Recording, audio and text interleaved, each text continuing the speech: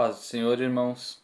O item 3 do tópico de número 2 fala do terceiro dos problemas com relação aos gentios. O primeiro é que eles tinham uma vida sem Cristo, o segundo que eles estavam separados da comunidade de Israel, e o terceiro agora é que eles estavam alienados aos pactos das promessas.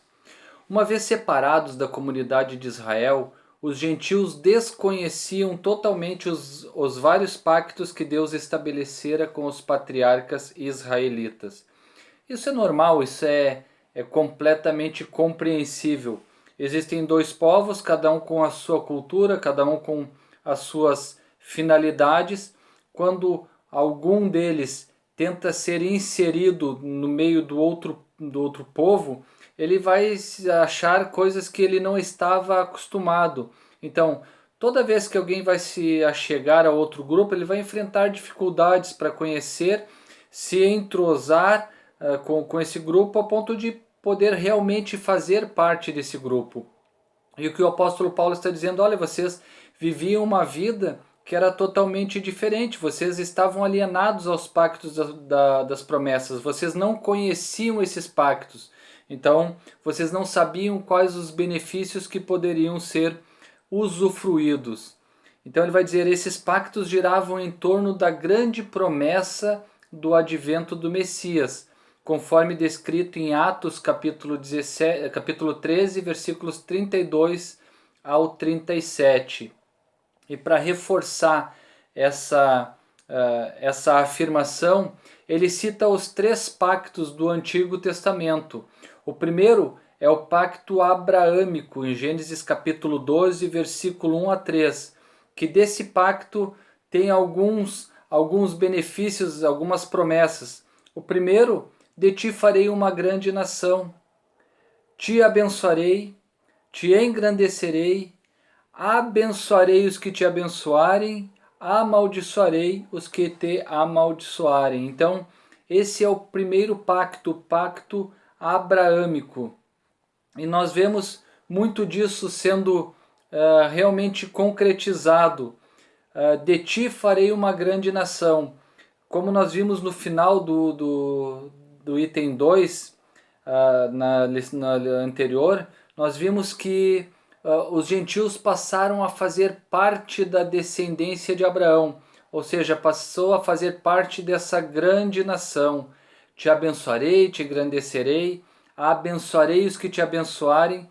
E aqui eu lembro algo bem interessante, se nós analisarmos para a história da humanidade, todos aqueles países que foram fiéis à nação de Israel, que não se levantaram em guerra, que não tentaram destruir a nação de Israel, foram nações abençoadas por Deus, porque eles abençoaram a nação de Israel.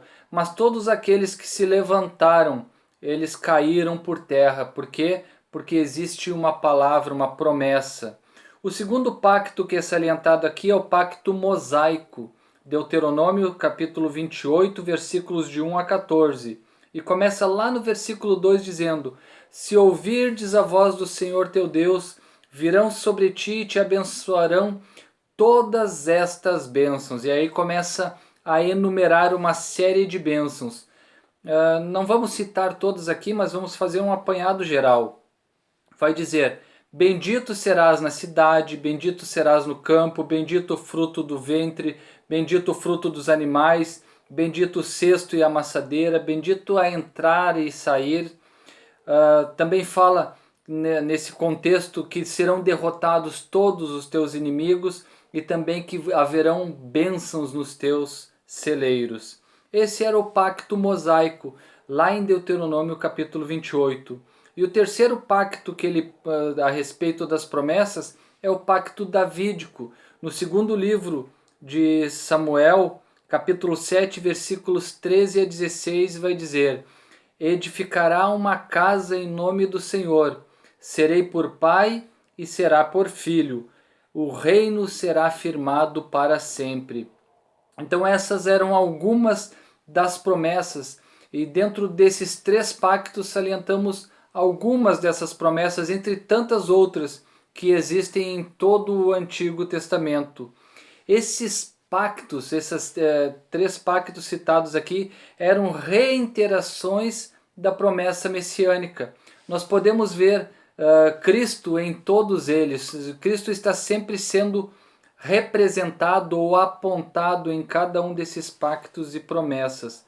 Os gentios não tinham noção da existência desses pactos e, por conseguinte, estavam alienados de qualquer promessa ou esperança messiânica.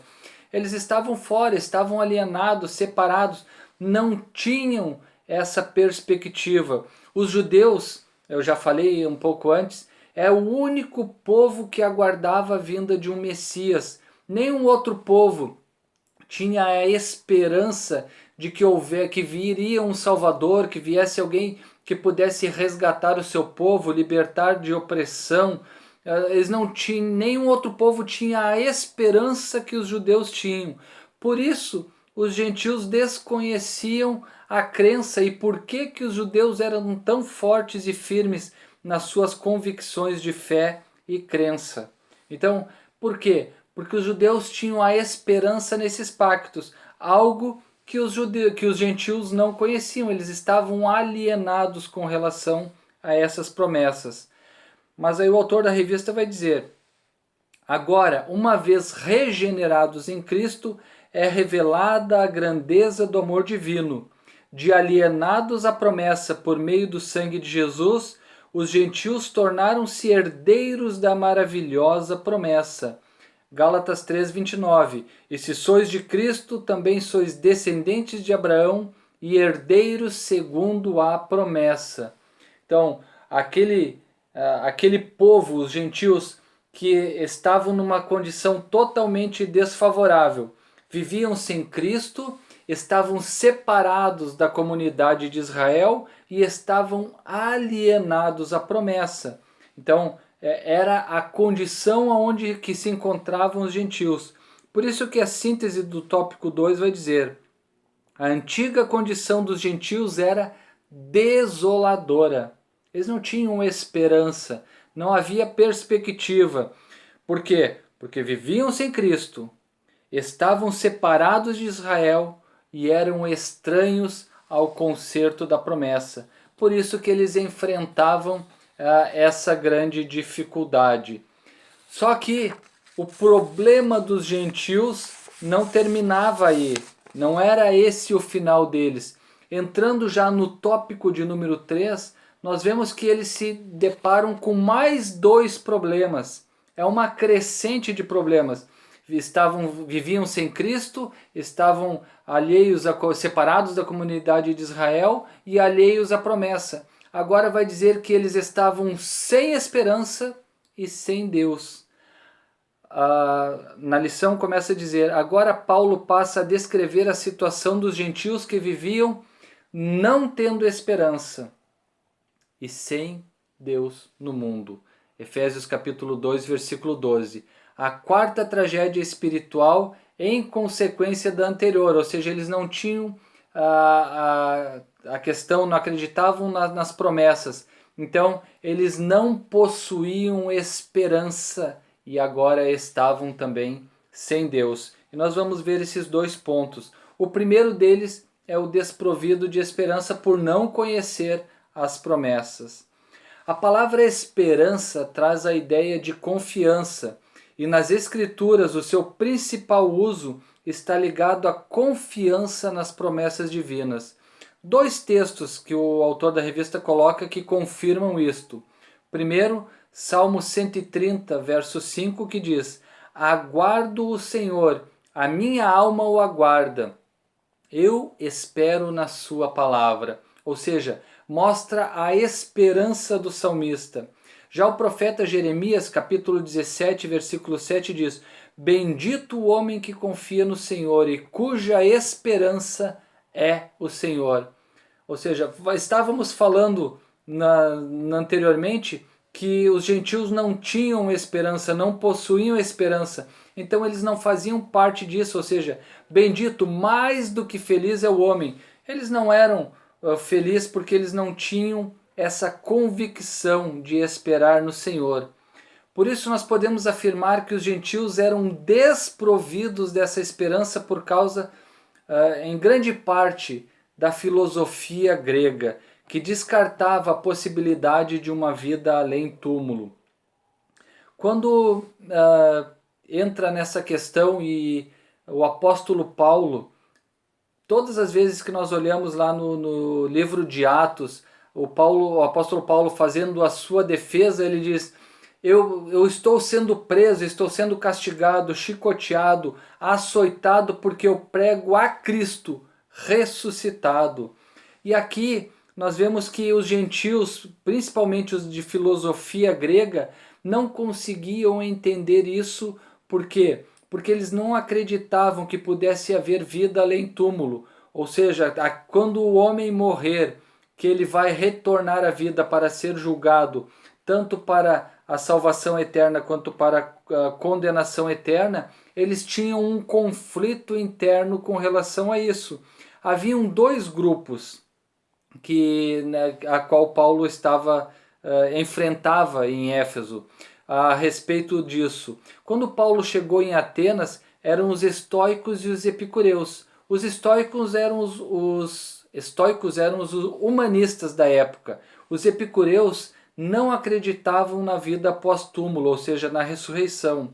Por isso que em Atos capítulo 17, versículo 18 vai dizer: e alguns dos filósofos epicureus e estoicos contendiam com ele, havendo quem perguntasse: que quer dizer este tagarela?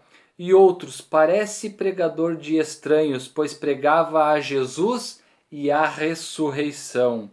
Já lá no versículo 32 do mesmo capítulo 17 vai dizer: quando ouviram falar da ressurreição dos mortos, uns escarneceram, os epicureus, eles começaram a escarnecer porque não acreditavam nisso. E outros disseram, os estoicos: a respeito disso, a respeito da ressurreição, nós te ouviremos em outra ocasião. Ou seja, isso nós não queremos conversar contigo agora. Por quê? Porque existia esse conflito de interesse entre eles. Ou seja, além deles não terem a possibilidade, descartava a possibilidade da vida além túmulo, eles também diziam que essa vida além túmulo não pudesse ser ditosa, que não pudesse existir. Essa controvérsia entre os dois grupos de que não havia esperança de triunfo final da justiça e do amor divino. Para essas questões finais da história do mundo, para eles eram apenas sombrias, preocupantes e incertas. Sombrias porque eles não tinham esperança nenhuma, não viam perspectivas nenhumas. Preocupantes porque eles não conseguiam firmar algo onde eles pudessem se localizar, ter a sua perspectiva. E incertas porque eles não tinham a convicção necessária. Então era complicado para eles essa vida sem esperança. Era complicado. Para nós é complicado não termos esperança. Mas vai dizer que, além dessa questão, embora Deus tivesse decretado incluir os gentios no plano de salvação, eles mesmos ignoravam essa promessa e por isso não tinham em que sustentar qualquer esperança. 1 Coríntios capítulo 9, versículo 10 vai dizer: ou é seguramente por nós que ele o diz, certo que é por nós que está escrito, pois o que lavra, cumpre fazê-lo com esperança. O que pisa o trigo, faça-o na esperança de receber a parte que lhe é devida. Ou seja, é necessário termos esperança. Se vamos lavrar, temos a esperança de colher. Se vamos pisar o trigo, temos que ter a esperança de receber aquilo que o trigo está sendo pisado ali pode fornecer. Por isso que fala que eles estavam desprovidos de esperança. Então, vou encerrar aqui essa parte e depois, na próxima, nós fazemos a última parte para fazer o encerramento dessa lição. Deus abençoe em nome de Jesus.